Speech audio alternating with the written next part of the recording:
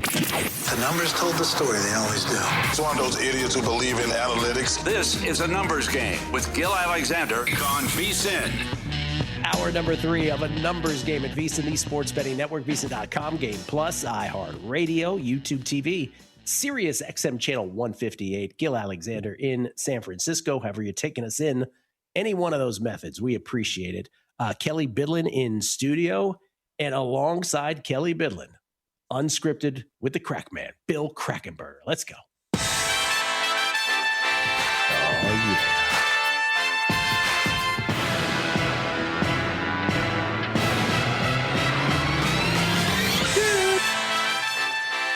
Billy, good morning to you. How you doing, man? This is going to be an aggravated gambler segment or episode, so just to let you know. Oh, good. Oh, God. Yeah. I like it. Coming in hot. First of all, I will tell you, when are you coming back? You've been on vacation like 2 months. Does this look like vacation to you, Bill? Oh. Does this look like vacation to you? Oh. Yeah, the next 2 weeks are vacation, Bill, okay? That's right. Is that true? Yeah, that's true. Oh, so you're not on the next 2 weeks? He's out. That's correct. Okay, that is good. correct. Well, I'm not on. Yeah. I'm off then. There you go. Oh. There you go. Wow, so you're going to have another 2 weeks? How do I apply for a position? I'm missing Bet Bash, though. I'm a little bummed about that. So I won't be there for that. Well, I'm not going either. So, I mean, okay, I'll be here doing my show at Wednesdays. We started up my podcast yesterday here. So shameless plug for myself here.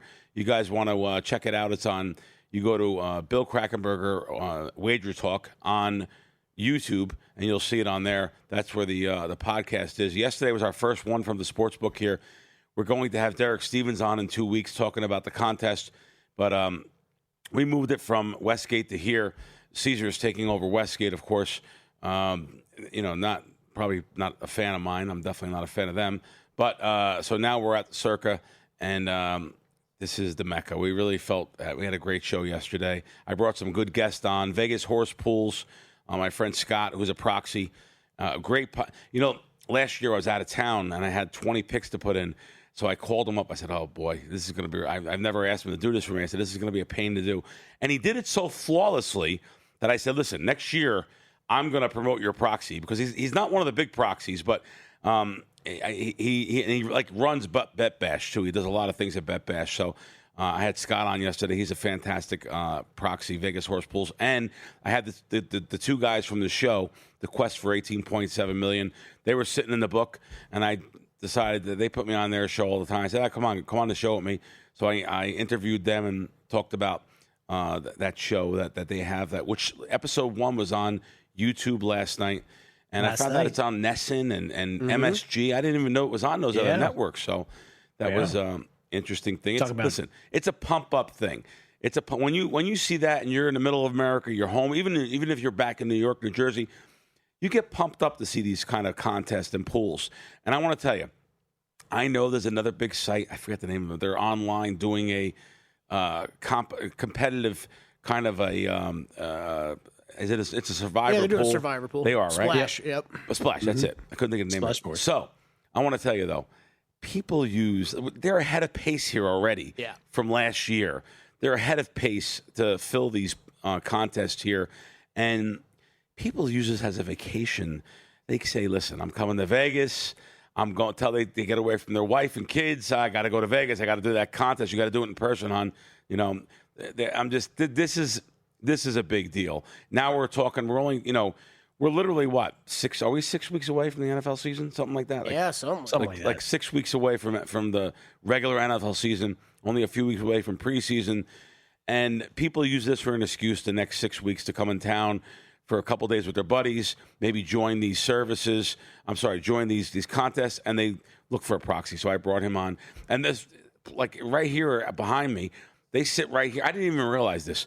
Yesterday, when I broadcast I didn't realize there's like 4 of them. Oh, it's incredible. Yes. I didn't even know there was that many services. It's incredible. Bill, we Kelly and I talk about this from time to time. It's amazing that in this day of technological innovation, that the actual, I'm not trying to in any way, throw shade on everybody who does proxy services, because they run great businesses. They're really good at what they do.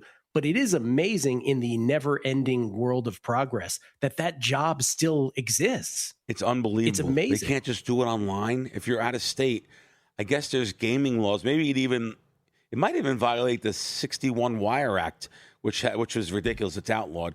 I mean, not that it's outlawed. It's outdated.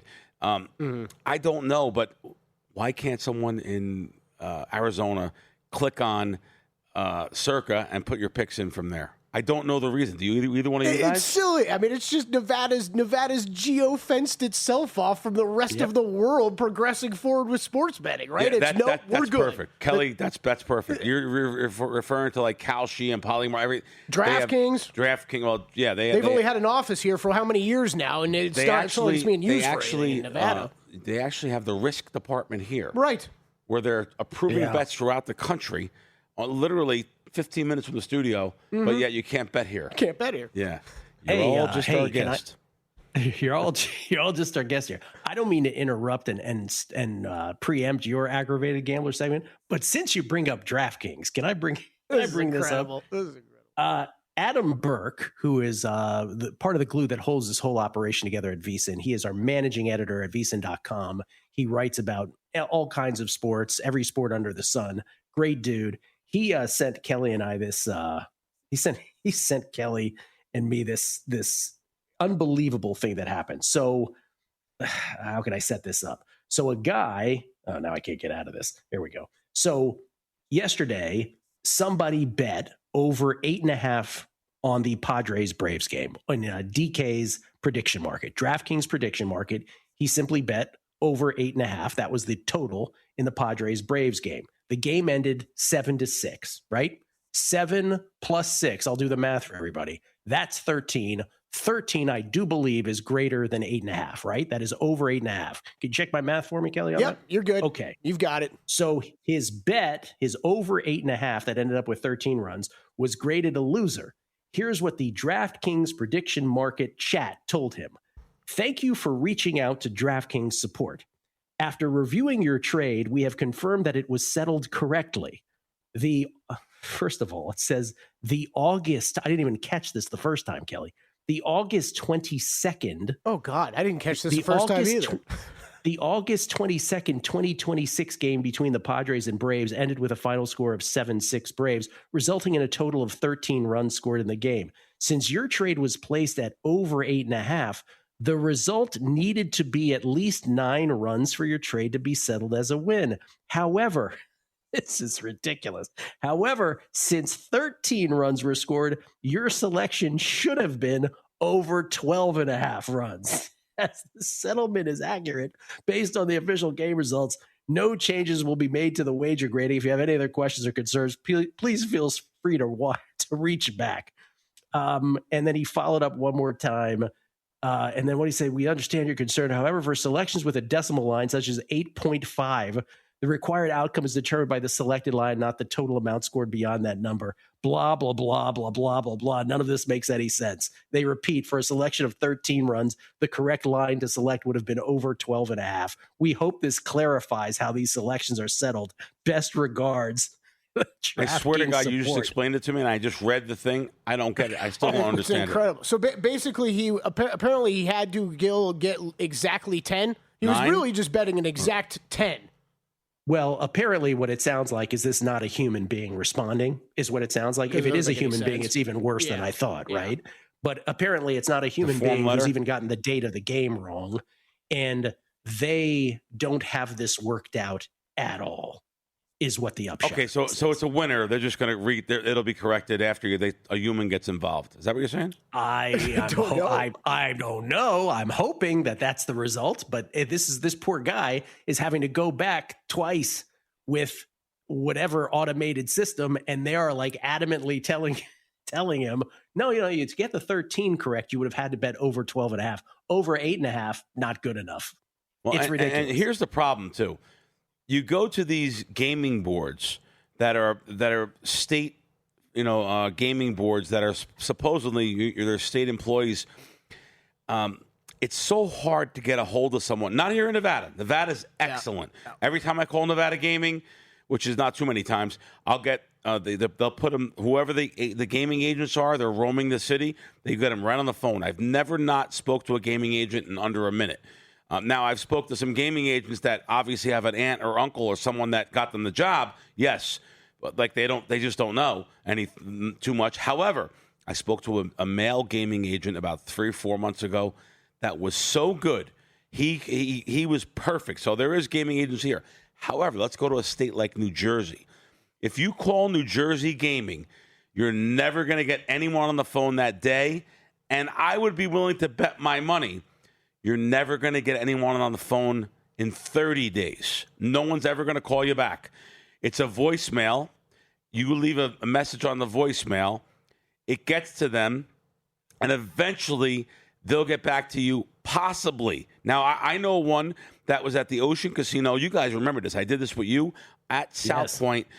This lady came in with an autistic son, and he didn't have an ID, and she should have had an ID. He's over 21. He's autistic, and he wanted to press the button so bad on the machine. He couldn't even do it. I was with them because my wife's friend, it's her child, and he was 23, and he I'm telling you, he had to do it with his palms, to press the button. He was so happy to press the button. They came over and asked for an ID, and they did not. He didn't have one, and they took the $130 or $160 voucher. Do you guys remember this from like 5 years ago? Yes. Mm-hmm. They took the voucher, and we tried to go to gaming. Until this day, gaming has never responded about that $160 that was confiscated by the Ocean Casino. Now, I'm not even saying they did it wrong. So hold that thought, Bill. we'll get back. Hold that thought. We're on break. We'll continue this on the other side.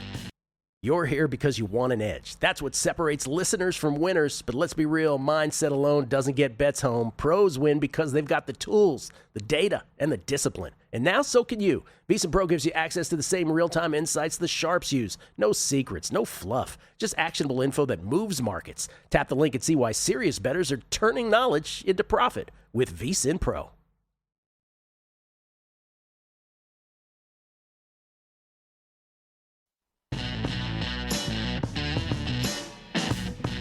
A numbers game on VSiN, the sports betting network. Not sure if you caught this last night, but the Circa Survivor documentary is back. Again, thanks to James Ferris, Steven Shalansky for being on the show yesterday, the creators of it. It's bigger than ever, the documentary, that is, with $18.7 million on the line and a new Grandissimo format, raising the stakes. The contest itself, bigger than ever last year, and still to come, bigger even this year. If you missed episode 1 that chronicles last year's contests, catch it now on YouTube. Just search VSiN Live. Episode 2 will air this coming Wednesday at 9 p.m. Eastern. Every agonizing moment of opening weekend, plus the early winners, losers, and storylines shaping the season. Whether you play Circa Survivor or just love the drama, you won't want to miss it every Wednesday, 9 p.m. Eastern on VSiN, or catch up anytime on YouTube.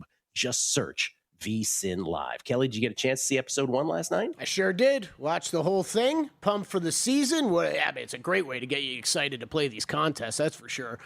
Seeing all the characters, some new, some old. Great to see them all. Everybody kind of getting set up and talking their way, how they handle Survivor, what they're going to be doing this upcoming season or last season. Good stuff, man. It was good stuff. I made it in the first episode. I didn't get a speaking role, but I did make it in there. Little Easter egg for the first I didn't one. see Can you that. spot Kelly Bidlin? Can you tough. spot Kelly Bidlin? It's like Where's Waldo, but tougher. I did not. Interesting. Now I'm going to have to go back and rewatch and see. Did you do a little nodding, your thing? No. I didn't even make that much camera time, Gil. I'm pretty sure it was some night we were eating at Barry's, and I remember going there with James and Matt because they had to. It's when they're shooting stuff at Barry's, and I'm just in the back eating and drinking. That's all it is. Well done. Do you get your SAG card for that? I don't know. That's a good question. Yeah, you're right. I should invoice those guys. All right, so here's the deliosis on this. The MLB trade deadline is in 11 days, August 3rd. To be precise, it's August 3rd at 6 p.m. Eastern, Kelly. So for those who love taking in like the MLB Network, that's the one day of the year where I'm locked into the MLB Network. They do a great job on trade deadline day. The biggest let's start with the individual players. Obviously, the biggest prize potentially and I stress the word potentially in all of these, is Tarek Skubal, the back-to-back Cy Young winner in the American League.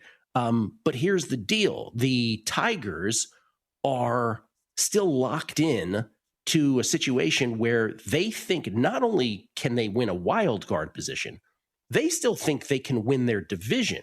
And by the way, they might not be wrong about that. They have the second best run differential behind the White Sox in the AL Central. They are 6.5 out of the division. They are 4.5 out, I believe it is, of a wild card position. And you're 4.5 out and 6.5 out, and there's still 11 days till the trade deadline. So if you chop that down, Kelly, just a little more, let's say 4.5 and 6.5 becomes 2.5 and 4.5, you ain't getting rid of Tarek Skubal at that point. Yeah. Right? Because you have designs on bigger things. So we just don't know. We just don't know with Tarek Skubal.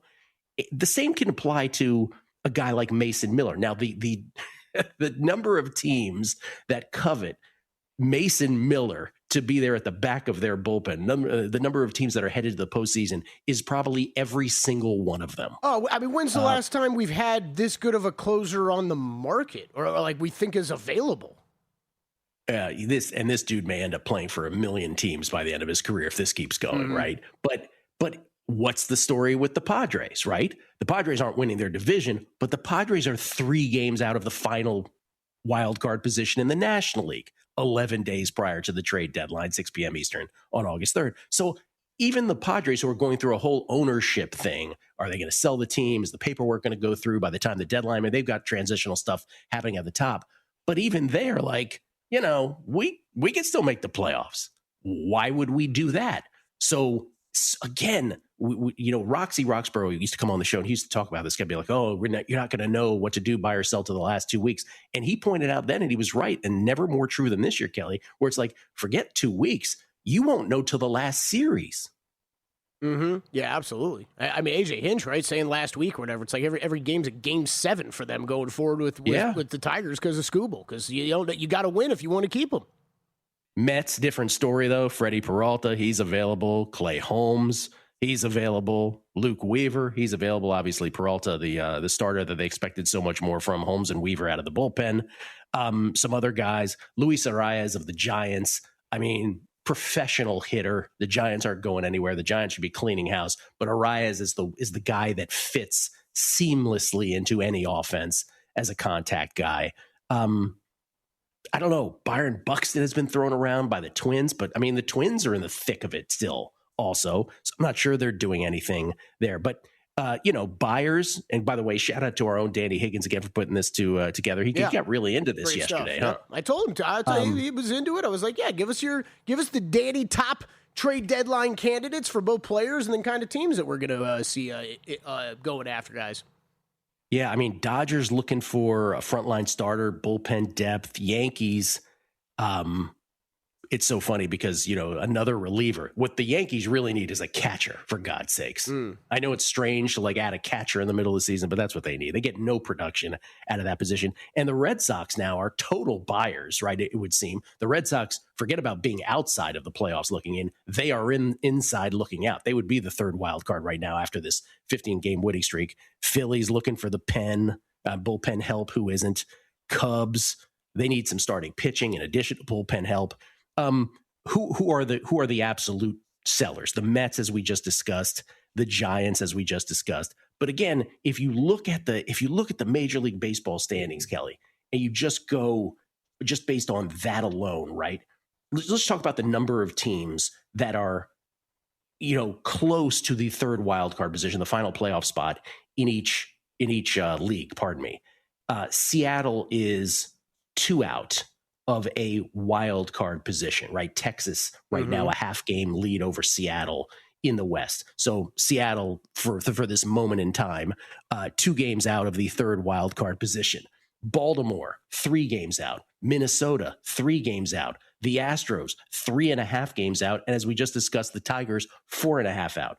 Who does that leave? That only leaves 4 teams in the entire American League. Toronto, didn't mean to pair you with these other 3 teams. The Athletics, Kansas City, and the Angels.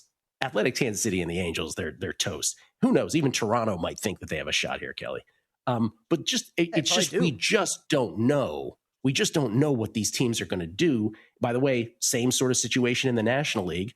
Cardinals, a half game out of the third wild card. Pittsburgh, a half game out of the third wild card, which, by the way, is inhabited by the Arizona Diamondbacks as of this morning. Miami, 1.5 out. Washington, 1.5 out. We just mentioned San Diego, 3 out. Maybe even the Reds at 5.5 out think that they have a shot. So that leaves only the Mets, San Francisco, and Colorado. So you have 15-team leagues, and 80% of those teams are still thinking this is our year. Mm-hmm. What's your gut feel on Skubal? Like, you think he's gone? You think he's staying? No, I think he's staying. You think he's staying? Okay. Well, I mean, that doesn't. again, it just doesn't get to a point where there's. God, I mean, he's so good, right? Like the overwhelming offers from one of these super rich teams that needs the help, right? I don't know how Detroit turns that down, but I get it. Like they're still in this 4.5 out. Yeah. Well, you asked me this again this morning, and my answer is, oh, no, he's not going anywhere. And the reason I'm saying he's not going anywhere is because, by the way, when we're locked into these monthly bets, we get to see how these teams do on a monthly basis. So as bad as the Tigers were early in the season, you look at their June record, they were great. Their July record, they're great. Like they have had 2 solid months now, almost total, of really good baseball. Now, a week from now, if I was in this chair and you and I were on air, and let's say the Tigers had lost 5 in a row, I'd be like, oh, he's gone. Yeah. That's how quickly this can change. Right. No, for totally. him, for Mason Miller, for all these guys. Very little volume in this market, so I will preface it with that. But Tarik Skubal's next team is up at Kalshi. The Dodgers are your favorite at plus 252. Well, of course they are. You know, that's the thing. It's like, of course they are. There's no limit to what they're willing to pay in a luxury tax. There's no limit to what they will do to win the World Series. You know, Yankees fans used to be, right, along with the Dodgers, even before the Dodgers, they were the franchise where, you know, George Steinbrenner, the boss, would have done anything at any time to do that, to improve the team, right? Usually in the offseason, maybe not necessarily midseason. But he was the guy that would do anything. And as Yankees fans like Chris Felica and Will Hill will tell you, it ain't the same under the kid.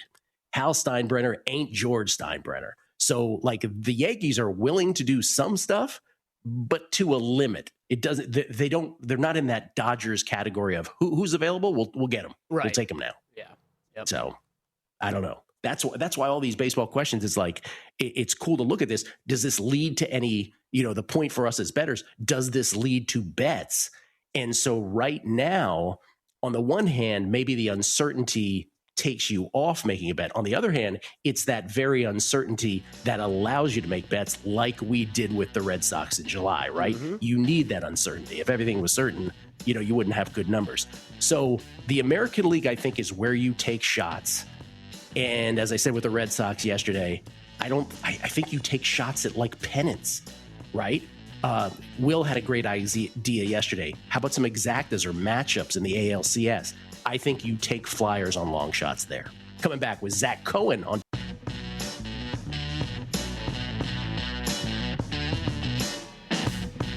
A numbers game on VSiN, the Sports Betting Network.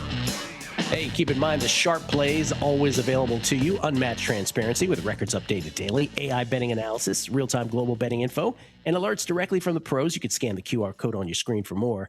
Sharpplays.com. Check it out.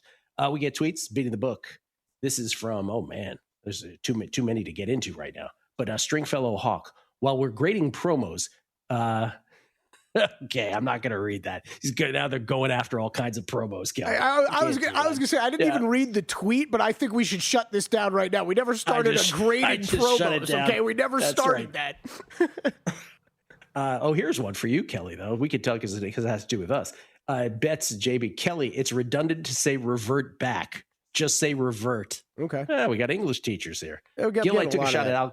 Dude, I'm looking at a Jake Knapp shot right now. I don't even know what to say. This is a tee shot on a par 3 that looks like it is stuck between. It looks like it should be. If the pin wasn't there, it would be a hole in one because it is stuck between the pin and the edge of the hole, and I guess enough out that that's not going to count.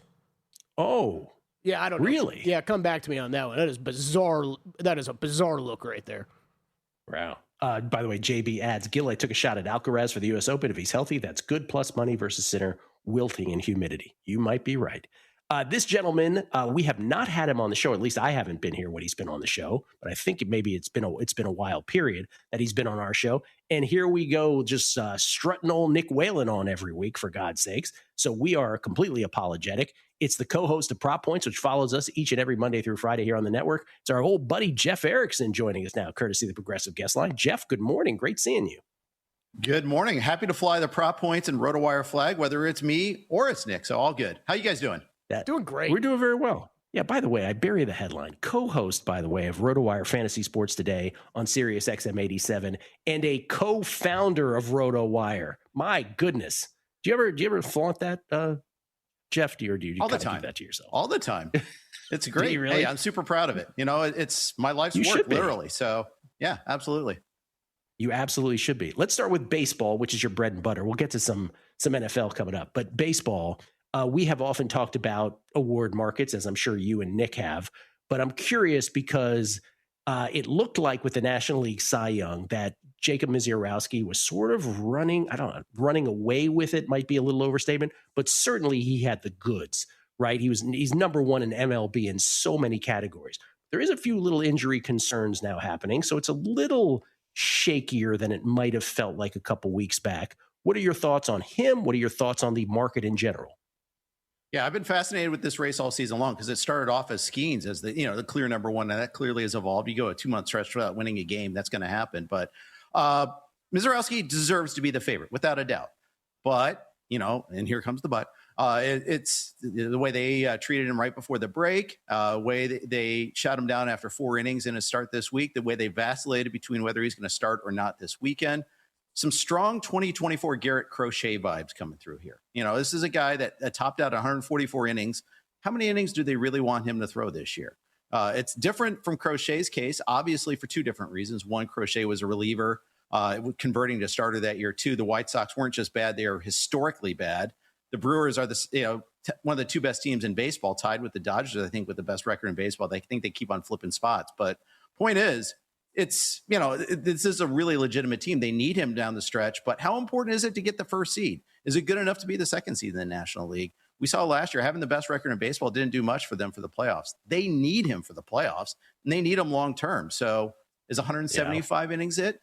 If so, that's there's not a whole lot left there to pitch. If it's 150, it's even less. 160, So I think there's a way that he drops out of the race, and I think the minus money is kind of interesting. I think it opens the door for guys like Christopher Sanchez, Zach Wheeler, and Yoshi Yamamoto, who I think is really underpriced. At 28-1 at a couple of places, DraftKings and MGM still on him at 28-1.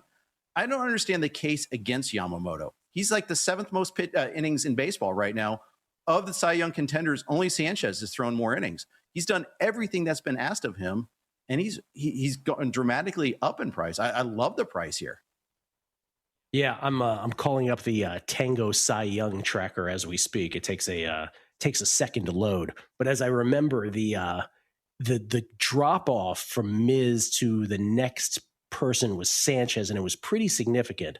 But Yamamoto, I don't know if he was in that next group, but yes, this absolutely opens it up. I'll give you exactly what it is now. So in Tango points, and again, Tom Tango has accurately predicted 32 out of the last 38. 64.8 points for Miz. Again, the formula is very simple. Innings pitched divided by 2 minus earned runs plus strikeouts divided by 10 plus wins. You don't have to worry about that. But 64.8 on Miz, 53.4 on Sanchez. Then it's Sale, 50.8. Then it's Burns, 49.2. Then it's Wheeler, 47.7. Then it's Foster Griffin, for God's sakes, before you get to Yamamoto. So I don't know. Yeah, and I'm wondering, he's got the wins. He's got the innings pitched. Is it the Ks? No, it's the Ks. That's what it is. It's the Ks and the fact that he's thrown 18 starts versus 21 for the other guys. I think that perception is just taking the ball fewer times because the Dodgers have gone 6-man. But factor in that Ohtani's not going to pitch for a while. Maybe the Dodgers eventually go away from the 6-man rotation for a little bit. Yamamoto, his entire career has had those 5 days of rest. So it's probably not going to change too much. The first time he threw on 4 days of rest was in the playoffs last year. So it is something that kind of works. On merit, I have a hard time writing him off. I I get the K's are a big part of that there. And, maybe the electorate is different than it was 10 years ago, but, all the traditional stats that most voters rely on, he's there. And so that's the reason why I'm kind of, I think it's very interesting. And there's so much more baseball to be played. Like this That's is right. not even close to being settled. Let's go to the NFL. You and Nick sort of take a back seat during football season, and we let John Hansen do the show right after ours. But that doesn't mean you're not betting football the whole time. You have lots of opinion on football. We have you on the show all the time. You're all over the network talking about football. Let's start with a season win total that you like. Yeah, let's go with the Denver Broncos. I get the argument against them that, hey, they won a lot of close and probable games. Cue up that Giants game last year as a case in point there. But I think they made the most targeted ad of the offseason. They made one move, and it was to trade for a winner, a separator at wide receiver in Jalen Waddle, the type of receiver they didn't have in the past. I thought it was exactly what they needed. It was far better than what they could have gotten in the draft. I think there's too much gravity being projected for the Broncos. Keep in mind that, yes, they were a team that did get one of those close ones. I think, though, it's also a young team in terms of the key personnel, in terms of Bo Nix. I could see a step of improvement coming for Nix. Everything cancels, of course, if he can't move. If that ankle is still an enduring problem. That's one of the stories I'll be paying attention to in camp. But I think they're underpriced right now at 9.5 wins. All right, let's do some season-long props. Everyone's excited about Joe Burrow, a healthy Joe Burrow for the Cincinnati Bengals, hopefully this year, at least at the start, healthy. And so most people consider playing props over on him, maybe the big receivers of Jamar Chase and T. Higgins. You're actually playing the Bengals offense a different way. Yeah, I'm taking a look at Chase Brown, who was fantastic in the second half of the season when they had Burrow back. And when they changed the run scheme a little bit there, first Dalton Risner was their right, they settled in at right guard. They ran more under center, which I think helps a lot. They ran more 12 personnel. They get a blocking tight end in Eric Allback, who is fantastic at moving people. He's going to see more snaps this year. I think people forget how good he was in his rookie year. Now I understand, he's had 2 major ACL injuries, so him staying on the field is a dubious proposition that he can make it through the whole season. But point is, people forget how bad the first half of the season was for Brown and the Bengals rushing offense. He still ended up with over 1,000 rushing yards. The prop is 824.5. I love this. And I know there's things that go wrong. We always talk about overs when it comes to running backs and the props, and we should talk more unders. But I'm going to give you a couple overs anyhow. Well, in Jacksonville, this is pretty fascinating because no more Travis. We were just debating this. Is it Etienne? Is it Etienne? Is it Achane? We'll go with Achane. That's what he says it is now. No more Travis Achane. So Bashal Tutin becomes the guy. Liam Cohen's already hyping him up, saying, he's going to have a big season. But you went under on a prop of his. Yeah, and this is the rushing yards again, 699.5. And it's because they brought in Chris Rodriguez, who is going to get a lot of those tough yards between the tackles and maybe even at the goal line. And LaQuint Allen also exists, and they like him too on third downs. I think fantasy managers hoping that Bashal Tutin is going to be the guy they're going to be severely disappointed. There's not going to be the guy, barring injuries to a couple of these players. They're going to split this workload, and it's going to be annoying for fantasy managers. It's going to be annoying to bettors. We're like, why doesn't Tutin have 15 carries? He's so good. I don't know if he can handle that big sort of workload anyhow with his size. And the fact is, they've got a guy in Rodriguez that can. And real quick, Omarion Hampton back from injury and the Chargers. How are you playing him? Absolutely. The fantasy market loves him. You see, there's a disconnect between the fantasy market and the betting market. Yeah. Fantasy market loves him. You got an improved offensive scheme with Mike McDaniel. You get your 2 healthy tackles back. They improve the interior offensive line. It's going to be a better running game for the Chargers. Hampton's a dude. Hampton's a dude. Jeff, great seeing you, man. Good. Thanks for coming on. Appreciate it. Anytime. Always a pleasure, guys.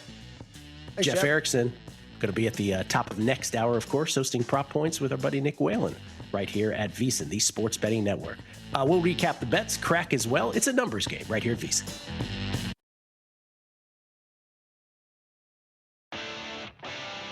On a numbers game, the right data changes everything, and the data behind Shopify is hard to argue with.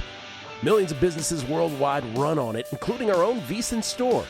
When we launched, Shopify's templates and AI tools got us live fast. Professional looking from day one. No tech background needed. Shopify checkout converts more customers and makes it easy for returning fans to come back and buy again. in a single click. Shopify's built-in AI assistant Sidekick is there whenever you need help building, troubleshooting, or just figuring out your next move. Check out what we built at vsin.com/store. Then go build something of your own. All you need is the idea. Shopify handles the rest. Start your free trial at shopify.com/vsin. That's shopify.com/vsin. Shopify.com/vsin.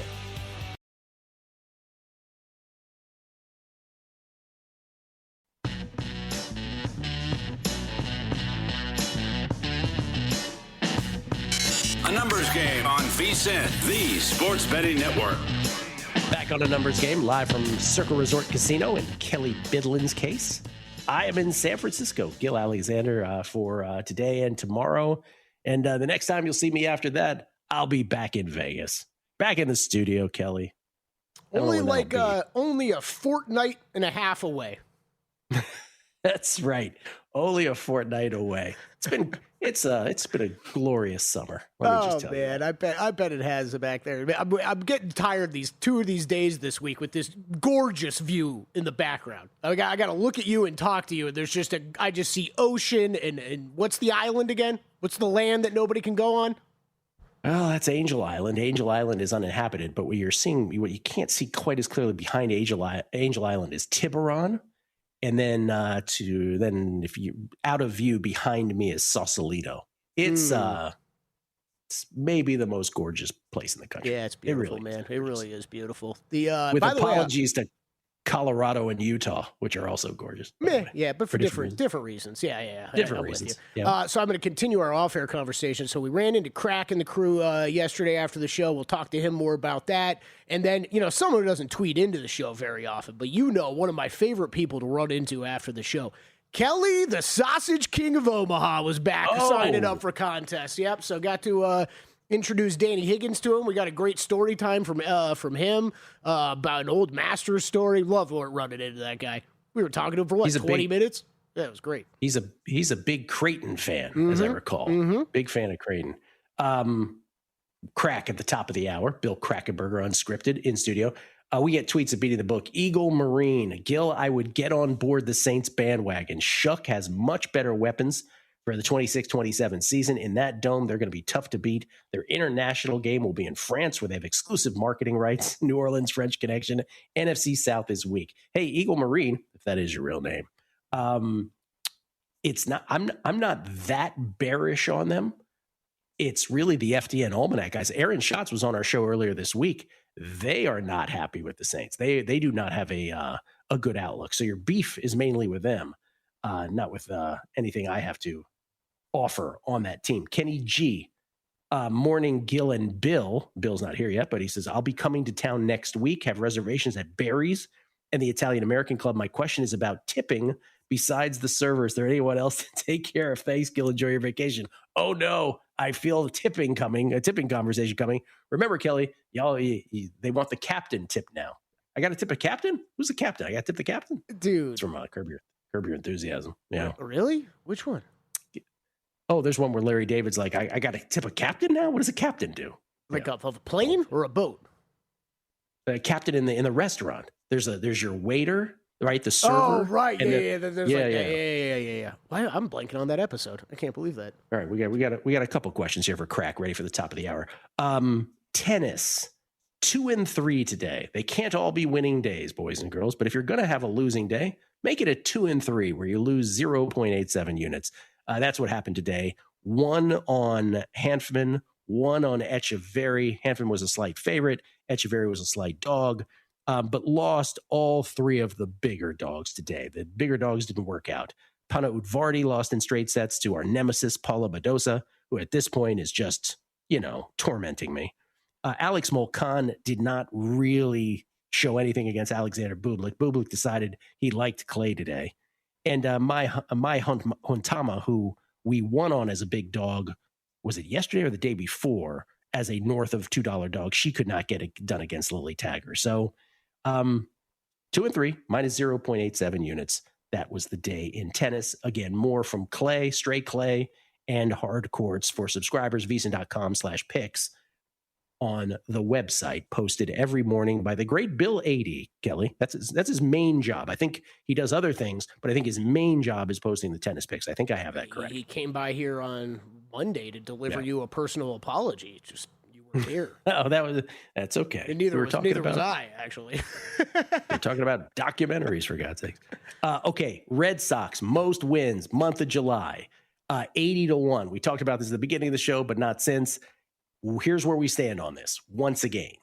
Red Sox have 8 games left in the month of July. They have a 3-win lead at 15-2 after their 15-game winning streak was broken in the second of the doubleheader yesterday. They're 15-2. They have a 3-win lead over the 12-7 Brewers and a 4-win lead over the Orioles and Tigers. By the way, the Brewers only have 7 games left as opposed to the Red Sox 8. The Orioles have 7 left. The Tigers have 8 left. If the Red Sox go 5-3, there is no need to look at the scoreboard. The Red Sox will cash our 80-1 for most wins in July. But that assumes that teams like the Brewers and Tigers go undefeated the rest of the way. That's why at a minimum you have to go, at a maximum you have to go 5-3. But more likely those teams aren't going to go undefeated, and you probably will get away with 4-4 and maybe even 3-5. I'm not rooting for any of those things. I hope the Red Sox continue to cruise and this one gets home, but it's not in yet. 3 games this weekend, idle today. 3 games at Fenway starting tomorrow against the Blue Jays. Then it's 4 at Sacramento. Then it is 1 final game against the Dodgers to round out the month. Looking to cash that 80-1. Let's go. Let's get it done. Do it, man. That'd be awesome. Yeah. That would be awesome. It's going to be great. Mm-hmm. Shout out to the Berkster, the great Adam Burke, who not only did I reference some of his notes from the NFL guide earlier, but oh boy, check your text messages in the break, Gil, because we got one heck of a story for crack coming up next hour. Okay, wow. Bets for me. These were all made over the past couple days. Talked about all these yesterday on the show, actually. Bears over 415.5 points scored for the regular season.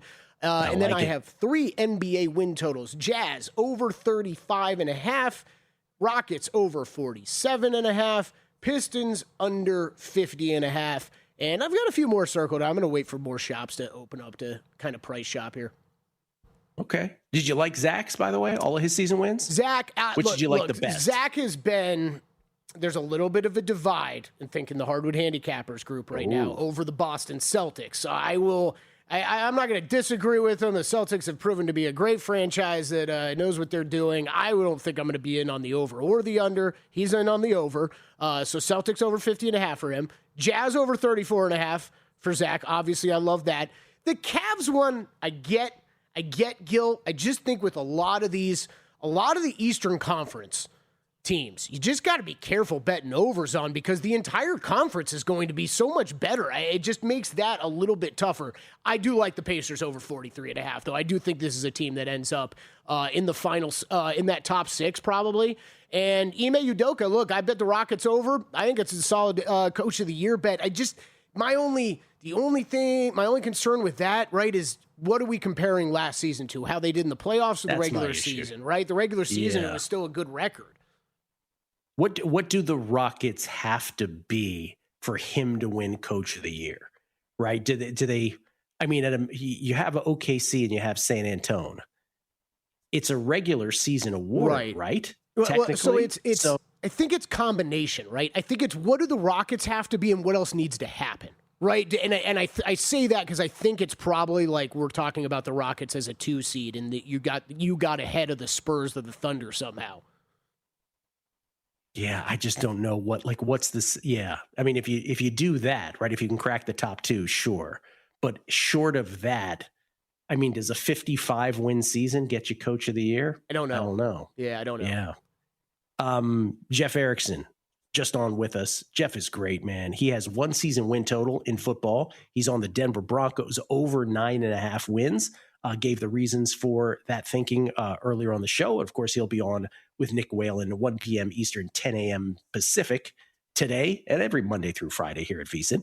And then he had 3 season-long prop bets. You kind of chimed in on this. So the way that he is playing the Bengals wave of excitement with Joe Burrow back, Chase Brown over 824.5 rushing yards on the season. I think I might like be joining him on that one, Gil. Yeah, it's it's just he's kind of the guy there, the only guy. That passing attack is going to take so much of the attention away from the defenses. Jeff did a great job of breaking this down. Even when he got off to a slow start last year, sailed over this number. So I think I will be joining him on that one. And then I'll let you get to the rest, but I think Omari and Hampton's probably a good bet too.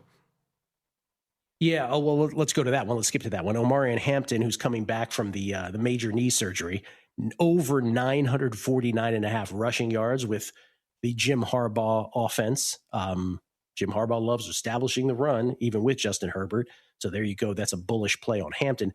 And then this one sort of surprised me, but I understand the reasoning. Yeah. He's on the under on Bashal Tutin, under 699.5 rushing yards. You would think with Travis Etienne that Tutin, he might be more bullish on Tutin, but he said Chris Rodriguez Jr., I should point out, Washington football team great. Yeah. Chris Rodriguez Jr., he thinks will sort of, I won't use the word vulture because that relates to touchdowns, but we'll skim off some of the yards. Let's put it that carries. way. Yep. Yeah. All right. You know what's next. Unscripted with the Cragman, Bill Kragenberger. On the other side, taking all your questions as well, right here at VSiN, the Sports Betting Network.